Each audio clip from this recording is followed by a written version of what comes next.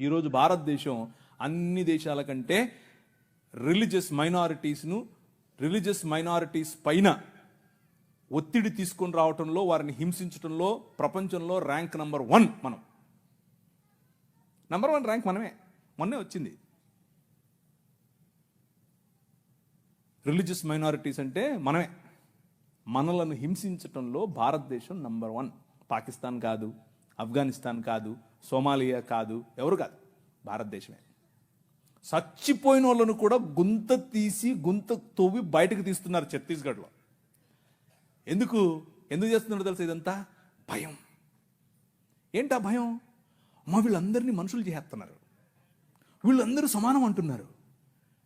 మనుష్యత్వం, మతం మనుష్యత్వం ఎదుట నిలబడలేదు. భయం దానికి. మతానికి నిజమైన మనిషిని చూస్తే భయం.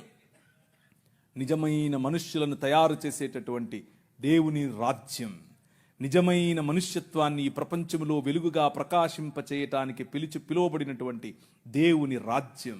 ఆ రాజ్యం నిలబడాలి, ఆ రాజ్యం పోరాడాలి, ఆ రాజ్యం భయంకరమైనటువంటి ఈ ఒడుదుడుకులలో కూడా నిలబడాలి.